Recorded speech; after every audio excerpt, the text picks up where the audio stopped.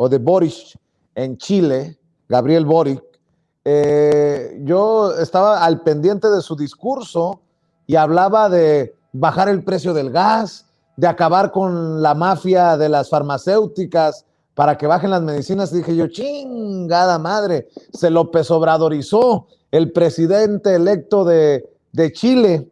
No, y que me leo este tuit de Ciro Murayama, que casi me da dolor de estómago de tanto reírme. En Chile, dice Ciro Murayama, una alentadora elección democrática el día de hoy. En segunda vuelta gana Boric, candidato de la izquierda, y el derechista Kast reconoce de inmediato el resultado. Enhorabuena a la plural ciudadanía chilena y a sus eficientes e imparciales autoridades electorales. Oigan, yo pensé que iba a criticar al populista Ciro Murayama. Ya ven que critica mucho el populismo acá en México, y yo creo que el populismo chileno no es tan malo como yo me hubiera imaginado, al menos no en la cabecita de Ciro Murayama, mi querido Manuel Pedrero. No, bueno, en el caso de Boric, la verdad que representa una gran victoria. No es solamente la práctica o el hecho de que la izquierda haya ganado en Chile, sino que también al ser la génesis latinoamericana, yo me atrevería incluso a decir a nivel mundial, la génesis, el laboratorio famoso del neoliberalismo, que se ha retomado por un personaje de izquierda como Gabriel Boric, significa y representa bastante. Obviamente ahora tenemos unos conceptos bastante locos aquí en México de personajes que de un día para otro andan festejando a Boric, como si León Trotsky se hubiera apoderado de ellos, como si de repente hubieran cambiado sus parámetros de derecha a izquierda en un 2x3. Yo no sé si el comentario de Ciro Murayama de enhorabuena a la plural ciudadanía chilena y a sus eficientes e imparciales autoridades electorales, o era un cumplido o era un sentimiento de envidia, porque es justamente lo que él nos representa en un país como México. Ahora, ese supuesto reconocimiento inmediato del resultado, bueno, creo que también debería de darle contexto. El gobierno oficialista actualmente de derecha de Sebastián Piñera, bueno, el caballero incluso saboteando la misma jornada electoral, no garantizando el transporte público para que las y los chilenos pudieran emitir su sufragio. O sea, estos tipos son una maravilla cuando hablan en el extranjero, pero cuando les toca hacer su trabajo en casa, realmente hacen el ridículo. Yo me acuerdo bastante no tiene hace mucho, unos meses, a lo mejor semanas, de cuando Lorenzo Córdoba, en su papel de consejero presidente del Instituto Nacional Electoral, fue a una cumbre de consejeros electorales. Yo ni sabía que existía eso, pero hay una cumbre latinoamericana regional en el cual reúne a las autoridades electorales de los diferentes países de Latinoamérica. Y en el extranjero dijo lo que no se atrevió a decir acá en México. Dijo que el presidente de la República estaba amedrentando y presionando al INE para subyugarlo y para hacer un montón de cosas. Y bueno, que no alcanza ese valor afuera del país para decirlo dentro, porque creo que es la máxima expresión, la representación y la materialización de un instituto que es inexacto, que es inepto, que es no garantiza esos parámetros que debería de tener toda garante de elecciones democráticas. No hay imparcialidad. Obviamente se mece la mano que mece la cuna en el Instituto Nacional Electoral, está muy cantada, pero poco a poco vemos también división dentro de los propios consejeros. Por ejemplo, hoy la entrevista que le hiciste a Carla Humphrey, bastante interesante cómo ahí hay algunas señalizaciones por parte de Ciro Murayama, que le hacen a Ciro Murayama. Creo que ahí está realmente la sede de todo el problema, pero al final de cuentas, Vicente, pueden hacer elecciones democráticas, por ejemplo, en Norcorea, si tú quisieras, y aún así ni eso los movería para actuar con lo que felicitan en el exterior para trabajar en el interior. Lástima porque tuvieron millones de oportunidades para enmendar ese camino y terminarán pues saliendo a la mala a través de una reforma electoral, a través de la puerta de atrás. Y bueno, desgraciadamente hay algunos apellidos que no deberían de degradarse. En el caso de Lorenzo Córdoba, yo creo que está dejando muy mal a pues una familia que en su momento pues fue parte clave de la democratización, sobre todo en el poder legislativo de este país. Pero bueno, cada quien, cada nombre y cada hombre va a responder por sus actos, y Lorenzo Córdoba no le va a tener que responder a Andrés Manuel López Obrador, lo va a hacer nada más y exclusivamente hacia el pueblo de México. Y ese va a ser el juicio que nosotros vamos a emitir de nuestro instituto. Puede respaldarse lo que quiera en el Instituto Nacional de Estadística y Geografía, donde dice que el INE es la institución civil con más confianza. Bueno, ¿en qué ciudad hiciste esa encuesta en Las Lomas? No, o sea, tiene que ser en términos generales, y la aprobación del Instituto Nacional Electoral en términos reales está por el suelo. Y está por los suelos por mérito propio, José Alfredo, porque ellos son los que se ampararon para que no les bajaran los sueldos. Ellos son los que están recibiendo aguinaldazos. Ellos son los que tienen chingos de asesores. Ellos son los que tienen muchos bonos y privilegios y beneficios. O sea, no es que sea el presidente. Ellos mismos han estado dinamitando su propia credibilidad.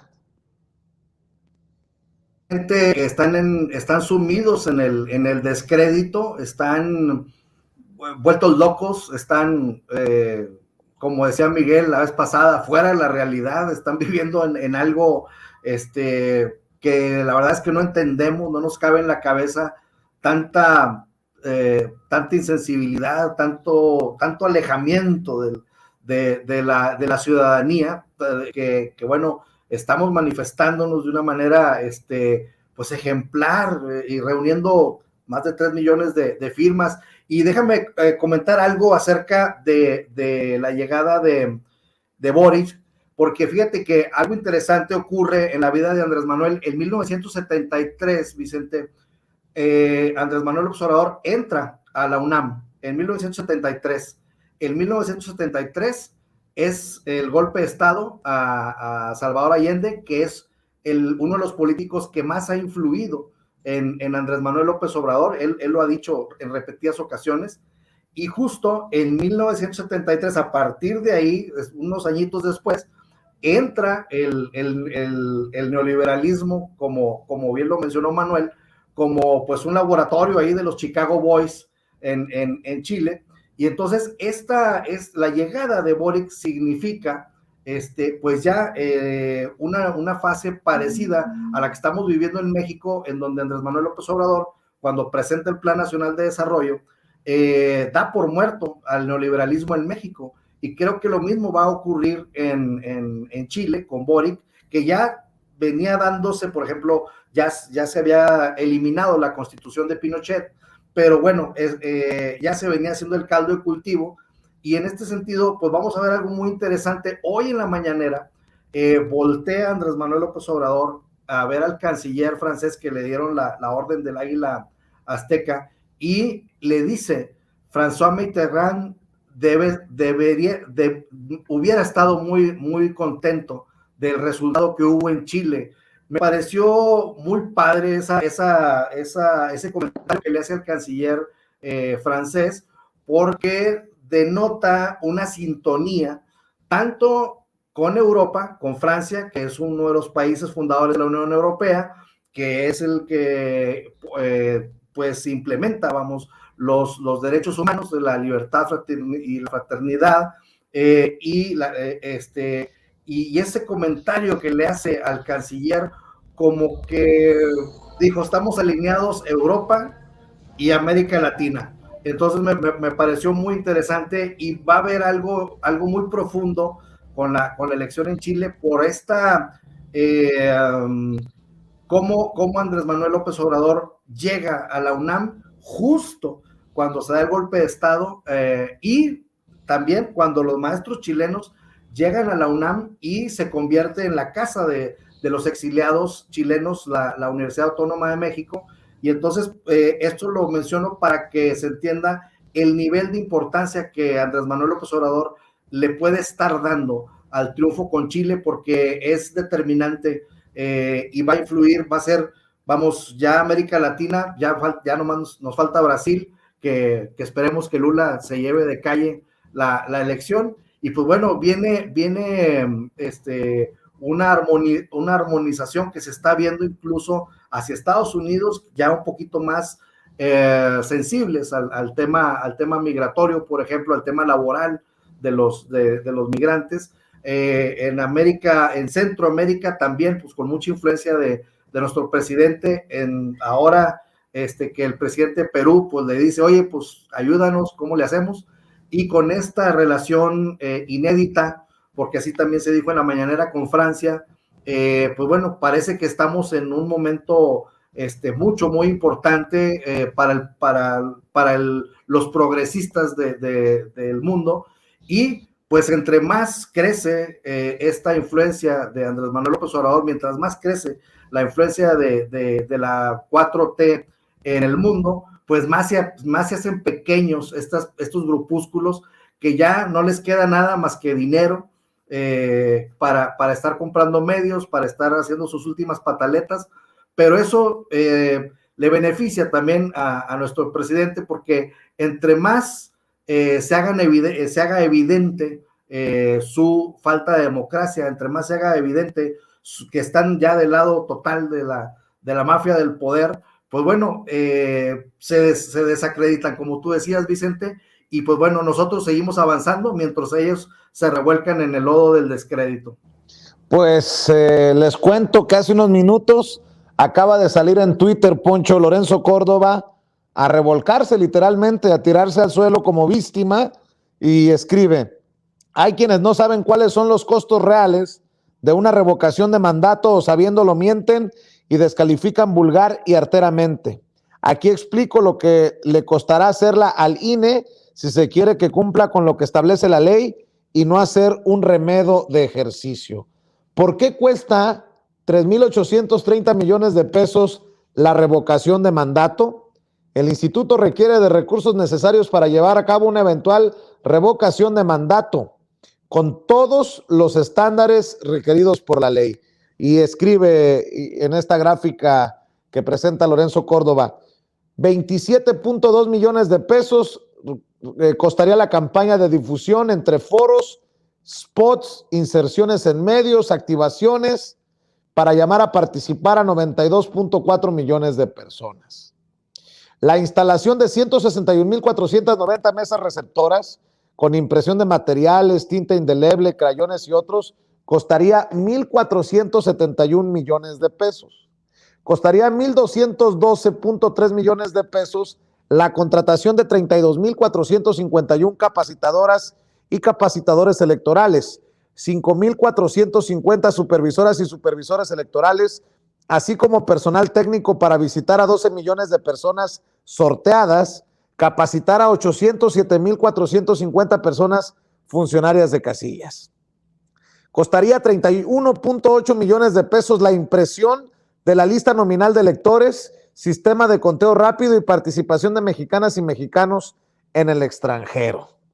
Costaría 573 millones de pesos, dice Lorenzo Córdoba, la operación de campo para convocar y capacitar a la ciudadanía, que integrará las mesas receptoras, servicios de telefonía, materiales de capacitación, uniformes, combustible, materiales de higiene y desinfección.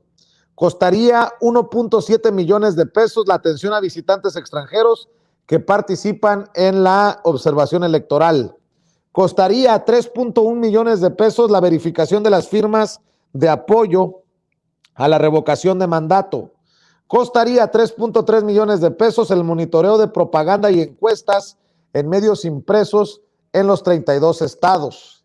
Costaría 4.1 millones de pesos el desarrollo de más de 20 sistemas de capacitación y organización, seguimiento a la jornada electoral y resultados electorales. Costarían 502.4 millones de pesos apoyos administrativos, arrendamiento de plantas de emergencia, contratación de apoyos administrativos y compensaciones por RM. Eso sí no me quedó claro. RM, escriben en la gráfica, y bueno, pues ahí hacen las cuentas. Dice: el instituto no cuenta con el total de los recursos, por lo que se aprobó posponer algunas actividades. Por lo pronto continúa la validación del 3% de los apoyos para emitir o no la convocatoria. Poncho, tristemente no nos incluyen aquí cuánto nos cuestan los aguinaldos, los salarios, los asesores, las Harley Davidson, las galletitas caras, etc, etc, etc, etc, etc, Poncho. Mira, yo creo que estos temas habría que analizarlos uno por uno y ver cuánto le sacaríamos o cuánto nos ahorraríamos si estos consejeros del INE se bajaran el sueldo, fueran más austeros o más discretos o no sé, y ver cuánto nos ahorraríamos. Yo creo que, a ver, yo estoy de acuerdo con el tema de la austeridad, con la austeridad republicana. Si es ganado de manera honesta, que se compren lo que quieran, pero cuando estamos hablando de un puesto público, dinero sacado del erario, perdón, pero si quieres ganar mucho dinero, vete a la iniciativa privada, no sacar del gobierno. Ahora, vamos a darle la razón a Lorenzo Córdoba. Vamos a decirle, señor Lorenzo, usted tiene toda la razón. Discúlpenos. Perfecto. Vamos a ahorrarnos todo ese dinero. Hay que hacer el ejercicio de revocación en las siguientes elecciones, las del año que viene, lo de los gobernadores, y vas a ver cómo en ese momento a la oposición se le va a olvidar la austeridad, se le va a olvidar ese ímpetu de economizar, de esos tips que aprendieron con Carlos Muñoz en sus conferencias de cómo administrar todos los pesos, y van a decir, no, porque el efecto AMLO y porque ya, se les dijo Chairos y Atolito y la dictadura, tampoco van a querer. Yo creo que si le damos la razón a los consejeros del INE, ¿saben qué? Tienen razón. No alcanza, entonces se pospone hasta el día de la elección del siguiente año de los gobernadores, a ver cómo le hacemos, a ver cómo ahí estiramos un poquito un cuadrito para que quepa el tachecito. Y Noroña ya lo había dicho, efectivamente, que, bueno, dice su tweet, me acaba de hablar un ciudadano con una idea genial, ya que el INE quiere posponer la consulta, pues que les tomemos la palabra y la hagamos el día de la elección de las exgubernaturas. No se supone que es un despilfarro, no se supone que no hay dinero, no se supone que ya no hay tiempo, porque para esto se pospuso desde hace unos meses por petición de este mismo bloque opositor. Bueno, tienen toda la razón, hay que hacerla el siguiente año y nos ahorramos muchísimo dinero y lo gastamos en cosas más importantes. Perfecto. Vamos a ver cuál es el pero que le van a poner. Van a decir que no, que porque el efecto Morena, que porque el populismo y no sé cuántas cosas más. Algo me gusta de todo esto, Vicente, que la gente ya se está quitando las máscaras. Y cuando me refiero a la gente, no solo a los tuiteros loquitos que están por ahí de ambos lados, sino a funcionarios. Ciro Murayama, yo lo veo perfectamente como el candidato del 2024 del Partido Nacional Electoral. Yo lo veo ahí ya, o sea, que le vayan haciendo, es más, que le vayan tomando foto para que esté su cara en la boleta, porque cada vez es más evidente que tiene un sesgo y está en su derecho. La cosa es que es un funcionario de un organismo que se supone es un árbitro totalmente imparcial. Yo antier dije en Twitter, amigos tuiteros de oposición, Ciro Murayama podría salir a mentarle la madre a Morena y ustedes seguirían diciendo que es totalmente objetivo e imparcial. Es ridículo. A ver, exijamos imparcialidad de todos los consejeros. Si yo veo que un consejero sale a decir, es un honor estar con Obrador, perdón, pero yo te voy a decir, oye, güey, tu chamba es ser imparcial. Tu chamba es, si ves una irregularidad, así sea de Morena, del PRI, del PAN o de esa cosa que todavía se supone que existe del PRD, tú tienes que denunciarlo y castigarlo, independientemente de si estás de acuerdo o no con la ideología de ese partido o de ese movimiento. Yo lo haría, de verdad. El día que salga un consejero a decir es un honor estar con Obrador o algo así, no se la voy a mentar, pero sí voy a señalar esa incongruencia o esa falta de objetividad. Así como digo, Ciro Murayama puede mentarle la madre a Morena y no pasa nada, lo cual está muy mal. Y yo quería, perdón, hago un paréntesis con el tema de Chile, mi querido Vicente, porque ya tenía yo aquí el tweet listo. Qué bueno que por lo menos muchísimos opositores aquí en México ayer salieran a festejar el triunfo de la izquierda. Me parece de lo menos condenable. Digo, sí es gracioso, es irónico, es medio hipocritón, pero está bien, qué bueno que lo hacen. Lo que me preocupa es todo ese grupo de opositores en Twitter que se indignaron porque no ganó un personajito de derecha, perdón, pero de lo peorcito que habíamos visto, y salen, o sea, es decir, ellos preferían que ganara ese. Entonces, tengo aquí un tweet que le dedico a todos mis amiguitos de oposición que me están viendo ahorita. Dice así: tuiteros mexicanos querían que ganara el candidato chileno derechista, antiinmigrante, pinochetista, conservador, antiaborto y homofóbico. Qué triste que ese sea el único Chile que sí les embona. Chile con mayúscula, para que sepan que me refiero al país. A ese sí les hubiera gustado que ganara, con tal de que no ganara el que en sus cabezas, por el hecho de representar a la izquierda, a Venezuela, a socialismo, es decir, querían estos tuiteros mexicanos votar con el estómago, en este caso opinar con el estómago, y con tal de que no gane el izquierdista, que gane el que sea. O sea, lo mismo que dicen ellos que critican acá, que hacen supuestamente los chairos, es lo que ellos están haciendo, incluso con temas internacionales. Entonces, ahora sí, regresando al tema de la elección acá, tiene toda la razón nuestros amigos del INE. Hay que economizar. Hagamos el ejercicio de revocación el siguiente año para ver con qué maroma van a salir y que siempre no. Vas a ver que sí, vas a ver qué es lo que va a pasar. Entonces, ese es el único Chile que les embona. Agárrenme que me caigo de la emoción. Mi querido Miguel, Epigmenio Ibarra ha escrito un tuit, dice: en muchos países existe la revocación de mandato, en otros los votos de censura. En la democracia, las y los ciudadanos tienen derecho a revocar o a ratificar el mandato de quienes gobiernan.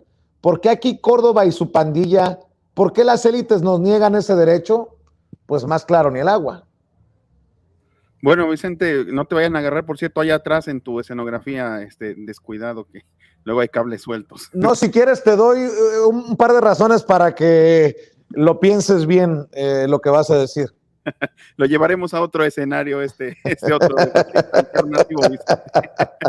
Pues sí, este reclamo también del que hablaba Poncho, que me parece muy interesante cómo es un cliché de toda Latinoamérica, que de hecho, bueno, ahondando un poquito también, ahondando en lo de Chile, precisamente con mayúscula, pues salía Agustín Laje a decir que ojalá que les vaya bien, que les vaya muy mal a los que votaron por Boric, que les desea lo peor, ¿no? Es esta ya locura que tienen algunos de considerar que la izquierda es algo dañino para el planeta, es algo dañino para la sociedad, es algo dañino para la historia. Me parece también que esos clichés de Cuba, Venezuela, de incluso hablar, no sé, hasta pues hablan de la Unión Soviética, ¿no? Casi, creo que ya van a quedar cortos en la historia, ¿no?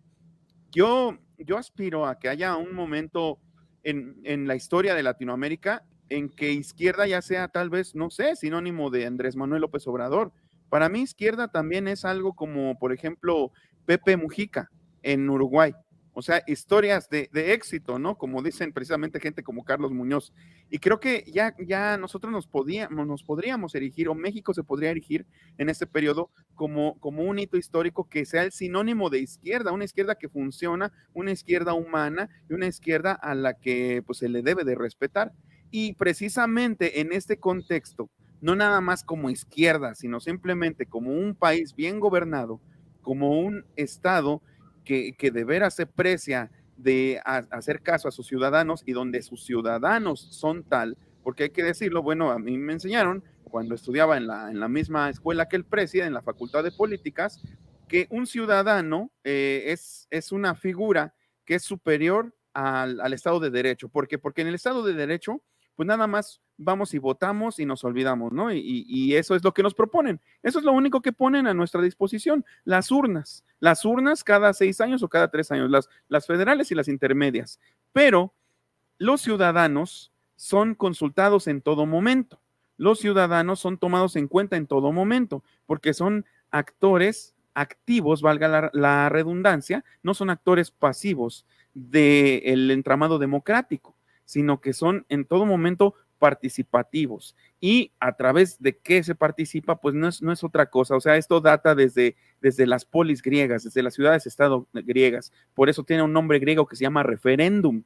Por eso también existen otras cosas, pues precisamente la encuesta, la consulta, la revocación de mandato en este caso, que es creo que el fin último, creo que es la apoteosis precisamente del referéndum, es someter a escrutinio, someter a revisión el mandato de un presidente para que los ciudadanos lo son, porque se les toma en cuenta y no nada más porque es una forma bonita de decirles, o no es tampoco, no debe ser ciudadano, digamos, un mote o una denominación secuestrada por la derecha, porque acuérdense de las marchas fifís. En todas esas marchas la gente decía, somos ciudadanos y nosotros pagamos nuestros impuestos y nosotros sí estudiamos.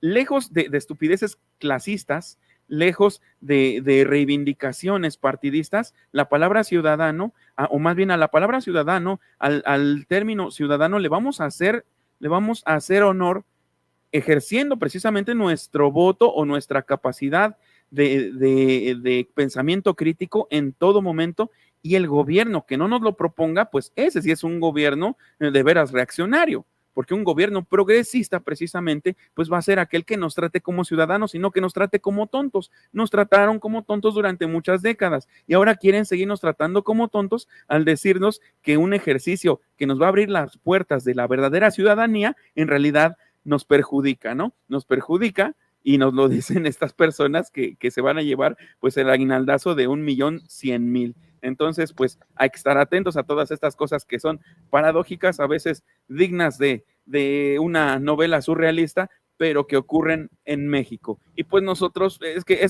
somos, digamos, como dice la Gilbertona, el Java de Hot Parado, somos un tsunami.